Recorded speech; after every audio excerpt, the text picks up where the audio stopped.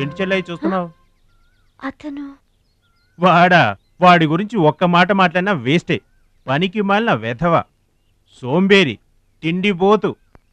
ఆయన తిండి సరే, ఈ తిండి దేనికి? రేపు పోటీలు కదా, గెలుద్దామని. గెలుద్దామనే? ఆ సెటప్ ఏంటి? వాడు వేస్ట్ అయితే వీడు సూపర్ వేస్ట్ కదరా అన్నయ్య. నువ్వు చెప్పింది కరెక్టే. వాడు పోటీలకేనా? గెలుద్దామనే? వాడు గెలుద్దామనే. వీడికి మ్యాథ్ ఎక్కువ, మోత్ తక్కువ. వాడికి కండ ఎక్కువ, కార్యం తక్కువ. దొందు మా రోజుల్లో అయితేరా ప్రతి సంవత్సరం నువ్వా? పాతికిస్తావా? పాతికేంటి? పాలా ఇస్తావా? పావలా ఏంట్రా? పోనీ ఊరికే ఇస్తా. ఏంట్రా నువ్వు ఉంది అంటే? అదేగా, అదే. నిన్ను చంపేస్తాను. ఇసుక బత్తాలు ఎత్తుతుంటే ఆడోళ్ళు ఇరగబడి చూసేవాళ్ళు. పిచ్చాయి బావా, పిచ్చాయి ఎడు. ప్రతి సంవత్సరం లాగానే ఈ సంవత్సరం కూడా జరగబోయే శ్రీరామనవమి పోటీలను మన ఊరి సర్పంచ్ గారు ప్రారంభిస్తారు.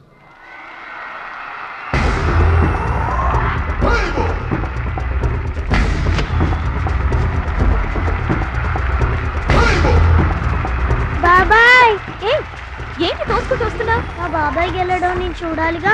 ఎవరు మీ బాబాయ్? అదిగో మిలమిలా మెసిపోతున్నాడే, అతనే మా బాబాయ్. ఆ బండపయ్య అతను గెలవడు. అదిగో సన్నగా ఉన్నాడే మా అన్నయ్య, అతనే గెలుస్తాడు. గాజ్ బెంక్ లో ఉన్నాడు, వాడేం గెలుస్తాడు? మా బాబాయే గెలుస్తాడు. లేదు, మా అన్నయ్య గెలుస్తాడు. మా బాబాయే గెలుస్తాడు. మా అన్నయ్య గెలుస్తాడు. అలాగా? మీ అన్నయ్య గెలుస్తాడా? సరే. ఎక్కడికి? దేవుడికి దండం పెట్టుకోవాలని. ఏమని?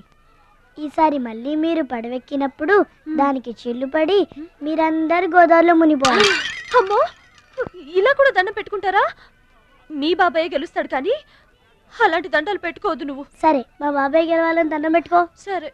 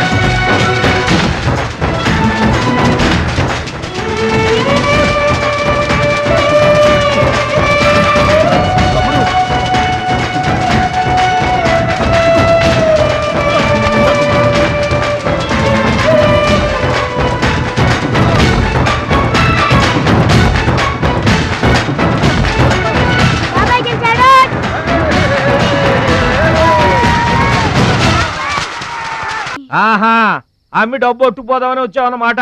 మా తల్లే, వాటాలు పనిచేయడానికి మీ 5 పూచు పుల్ల కూడా లేదు ఇక్కడ. మా అమ్మ నాన్న వాడిని